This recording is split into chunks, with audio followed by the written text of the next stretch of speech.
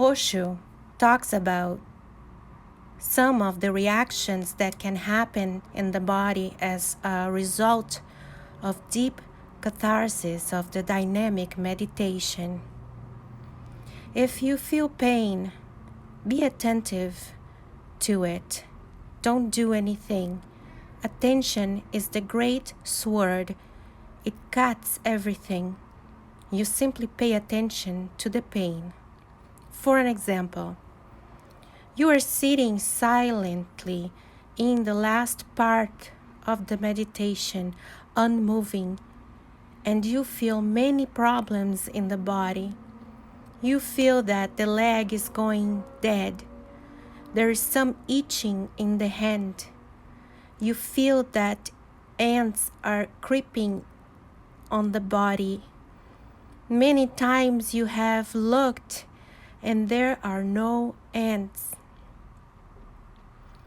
The creeping is inside, not outside. What should you do? You feel the leg is going dead. Be watchful. Just give your total attention to it. You feel itching. Don't scratch. That will be help. That will not help. You just give your attention to it. Don't even open your eyes. Just give your attention inwardly. And just wait and watch. Within seconds, the itching will have disappeared. Whatsoever happens, even if you feel pain, severe pain in the stomach or in the head, it happens because in meditation the whole body changes. It changes its chemistry.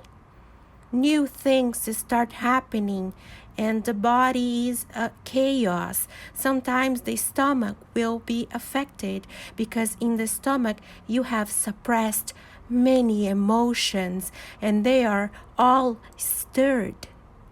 Sometimes you will feel like vomiting, nauseous.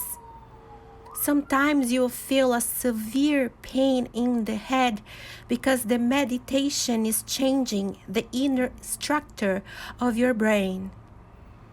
Passing through meditation, you are really in a chaos. Soon things will be settling. But for the time being, everything will be unsettled. So what are you do? You simply see the pain in the head and watch it. You will be a watcher. You just forget that you are a doer. And by, everything will subside. And will subside so beautifully and so gracefully that you cannot believe unless you know it. Not only does the pain disappear from the head because the energy which was creating pain, if watched, disappears, the same energy becomes pleasure. The energy is the same. Pain or pleasure are two dimensions of the same energy. If you can remain silently sitting and paying attention to distractions, all distractions disappear. And when all distractions disappear, you will suddenly become aware that the whole body has disappeared. Osho has warned against turning the witness approach to pain into another fanatism. If unpleasant physical symptoms, aches and pains or nausea persist beyond 3 or 4 days of daily meditation, there is no need to be masochist, seek medical advice. This applies to all Osho's meditation techniques. Have fun. This is from the Orange Book of Osho. What is meditation? Meditation is a simple process of watching your own mind, not fighting with the mind, not trying to control it either, just remaining there, a choiceless witness. Whatsoever passes, you simply take note of it, with no prejudice for or against. You don't call it names that this should not come to my mind, that this is an ugly thought, and this is a very beautiful and virtuous thought. You should not judge. You should remain non-judgmental, because the moment you judge, you lose meditation. You become identified. Either you become a friend or you become a foe. You create relationships. Meditation means remaining unrelated with your thought process, utterly unrelated, cool, calm, watching whatsoever is passing. And then a miracle happens. Slowly, one becomes aware that less and less thoughts are passing. The more alert you are, the less thoughts pass. The less alert you are, the more thoughts pass. The more alert you are, the less thoughts pass. The less alert you are, the more thoughts pass. It is if traffic depends on your awareness. When you are perfectly aware, even for a single moment, all thinking stops. Immediately, there is a sudden stop. On the road is empty, and the road is empty. There is no traffic. That moment is meditation.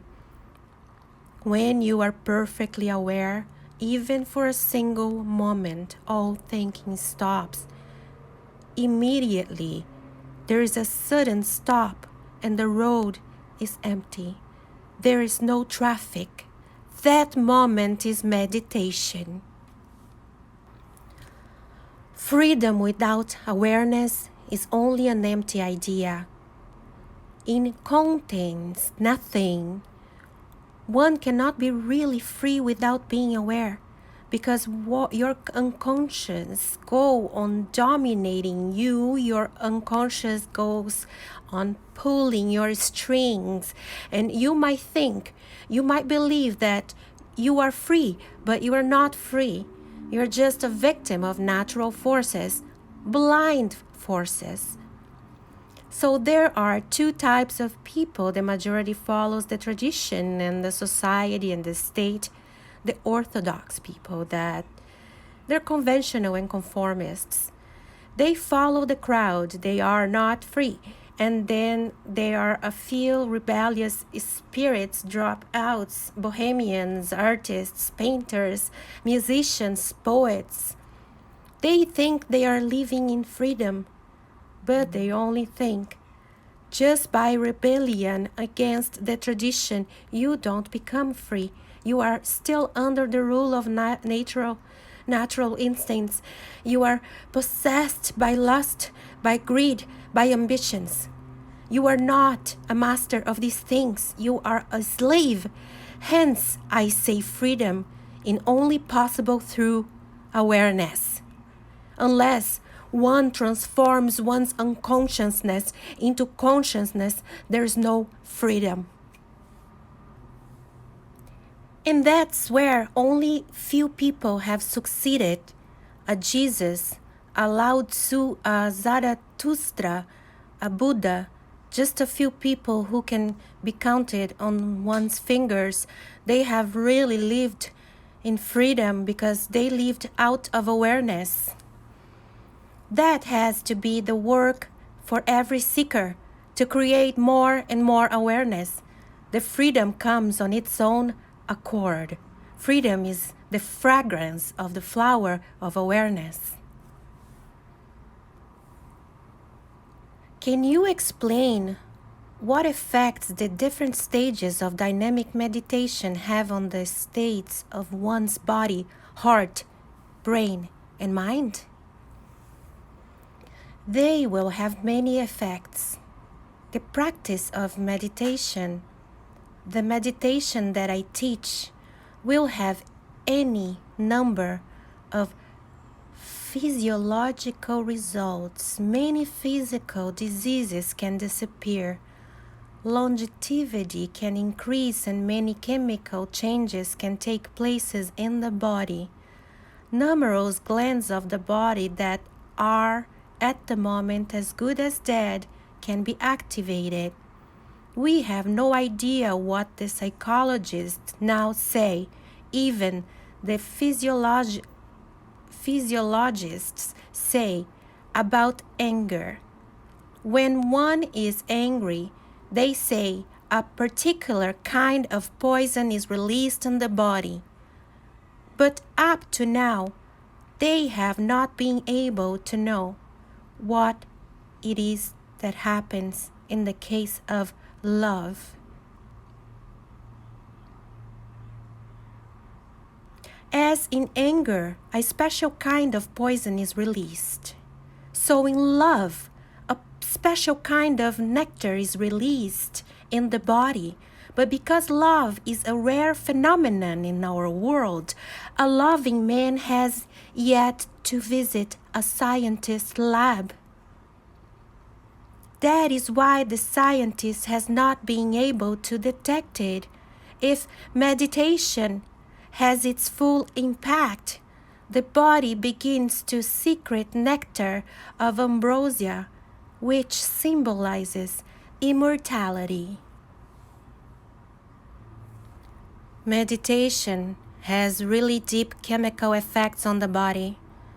Those who go deep into meditation begin to see extraordinary colors, smell uncommon perfumes, and hear unheard of sounds. Extraordinary waves of light and sound begin to flow through them. They are all chemical effects of meditation. You will see fantastic colors such as you have never seen before. In fact, the whole chemistry of the body undergoes a sea change. The body begins to perceive, think, and understand things in a different way altogether. And the electric circuits of the body change, just as a good deal happens at the level of the body, so also a great deal happens at the level of the mind. The possibilities are really great. Osho, Search of the Miraculous. Will meditation help me to be happy? Many people come to me and say they are unhappy, and they want me to give them some meditation. I say, first, the basic thing is to understand why you are unhappy, why you are not happy. And if you don't remove those basic causes of your unhappiness, I can give you a meditation, but that is not going to help very much, because the basic causes remain there. The man may have been a good, beautiful dancer, and he is sitting in an office piling up files. There is no possibility of dance. The man may have enjoyed dancing under the stars, but he is simply going on accumulating a bank balance, and he says he is unhappy. Give me some meditation. I can give him, but what is that meditation going to do?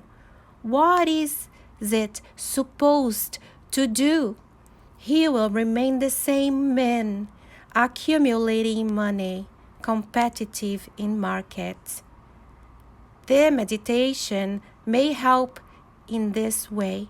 It may make him more relaxed to do his Nonsense even better. That's what TM is doing to many people in the West. And that is the appeal of transcendental meditation, because Mahesh Yogi goes on saying, it will make you more efficient in your work. It will make you more successful. If you are a salesman, you will become a more successful salesman, and it will give you efficiency. And American people are almost crazy about efficiency. You can lose everything just for being efficient. Hence, the appeal. Yes, it can't help you. Yes, it can help you. Yes, it can relax you a little. It is a tranquilizer. By constantly repeating a mantra, by continuously repeating a certain word, it changes your brain chemistry. It is a tranquilizer, a sound tranquilizer. It helps you to lessen your stress, so tomorrow in the marketplace you can be more efficient, more capable to compete. But it doesn't change you. It is not a transformation. You can repeat a mantra. You can do a certain meditation. It can help you a little, but here and there. But it can only help you to remain whatsoever you are. Hence, my appeal is only for those who are really daring,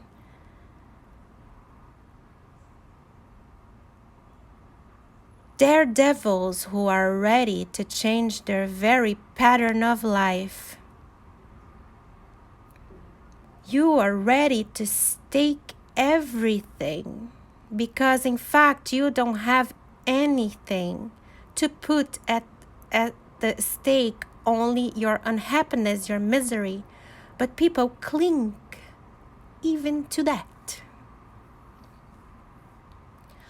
What else do you have to put at stake? Just the misery. The only pleasure that you have is talking about it. Look at people talking about their misery, how happy they become. They pay for it. They go to psychoanalysts to talk about their misery. They pay for it. Somebody listens attentively. They are very happy. People go on talking about their misery again and again and again. They even exaggerate, they decorate, they make it look bigger. They make it look bigger than life size. Why?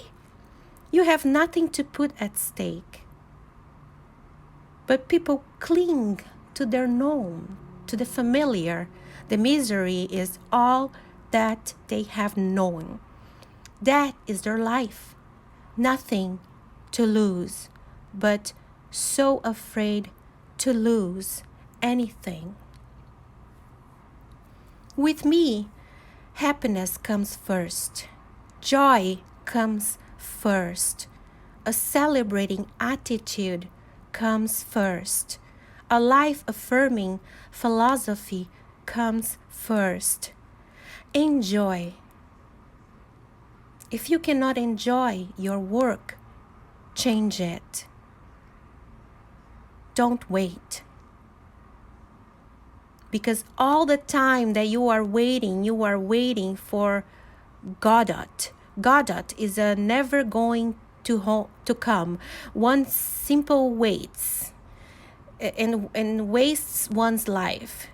For whom, for what are you waiting? If you see the point that you are miserable in a certain pattern of life, then all the old traditions say you are wrong.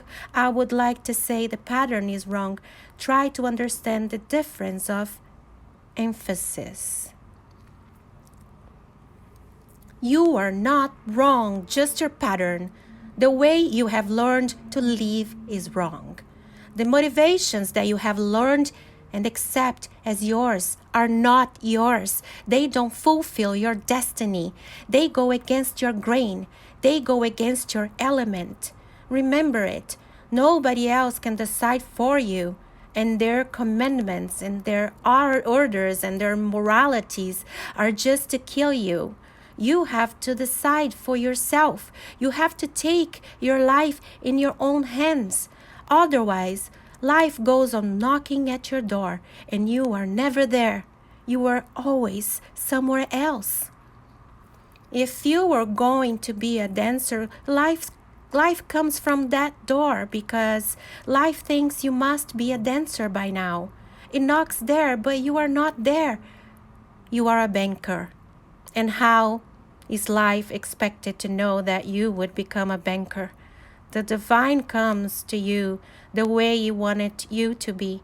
It knows only that address, but you are never found there. You are somewhere else, hiding behind somebody else's mask and somebody else's garb under somebody else's name. The divine can find you only in one way. Only in one way can it find you. And that is your inner flowering as it wanted you to be. Unless you find your spontaneity, unless you find your element, you cannot be happy. If you cannot be happy, you cannot be meditative. Why did this idea that meditation brings happiness arise in people's minds? In fact, wherever they found a happy person, they always found a meditative mind. They become associated. Whenever they found a beautiful meditative milieu surrounding a man, they always found he was tremendously happy, vibrant, with bliss, radiant. They become associated. They thought happiness comes when you are meditative. It was just the other way around. Meditation comes when you are happy. But to be happy is difficult, and to learn meditation is easy. To be happy means a drastic change in your life and abrupt change, because there's no time to lose. A sudden change, clash of thunder and discontinuity.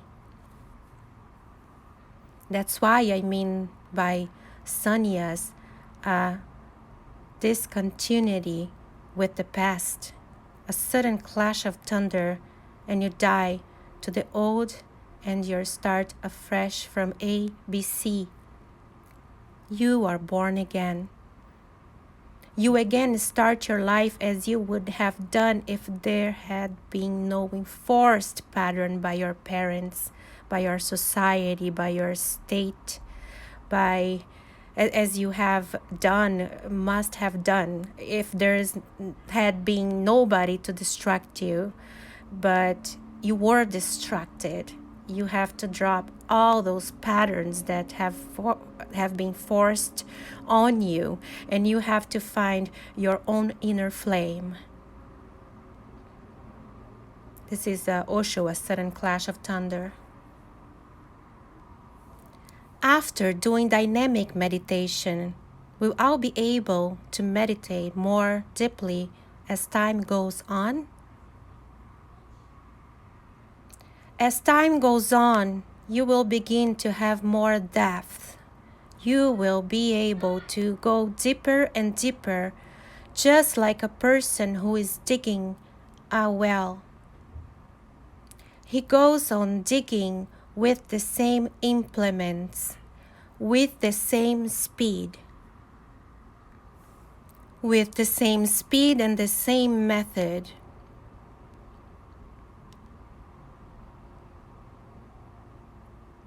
By and by, all the earth is removed, and the well goes deeper and deeper and deeper until a moment comes when the waters rush forth. The eternal waters are there. You have only to remove the layers of earth completely. Go on digging in the same way, with the same method, with the same implements. Don't bother about any change. The layers of earth are the same. Just remove them completely. The waters in there deep within, waiting for you. The water of the deep unconscious. Between you and your unconscious mind is a layer of earth, a great layer of suppressed vibrations, suppressed thoughts created by you, and a barrier against the insecurity and aggression of the unconscious. You yourself have created this barrier, so you have to go on digging. As time passes, you might not feel that you are progressing because you can feel it only when the water has been reached, only when the inner sources explode. Otherwise, you will still be digging the dry earth, and yet it is not the same earth, for what you have dug up and thrown away is no longer there, but there is still more earth that has to be dug up. This digging only concerns you and your meditation. It is not concerned with the explosion itself. The explosion comes from as a climax and comes in a single moment. It explodes in you. You explode with it. It is a happening beyond time. So, just go on digging. The job will be boring and monotonous. When there is something to be achieved at each step, the work is never boring. You are getting results, so your ambitious urges you on so that more and more can be achieved. But up to a certain point in meditation, everything is a bore. Everything is monotonous. It seems to be the same, although it is not the same. You are going deeper and deeper every moment, but you can never judge what depths you have gone to until the depths you explode within you. When that happens within the moment, you will know that the process is complete.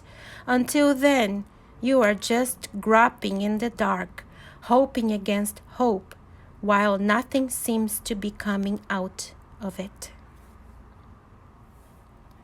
Then it comes all in once. Depth and not achieved step by step.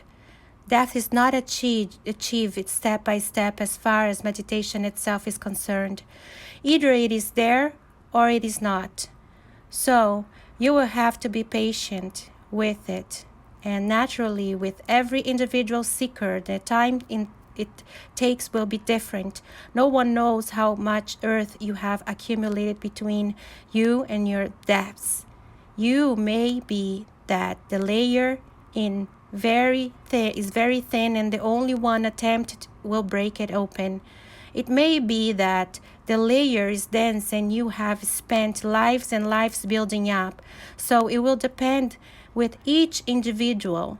But one thing is important: patience and work without hoping for results. Work without hoping for results means patience. If you long for results, if you hunker after them, then the goal is lost. It is really impatience that asks for a result. But if you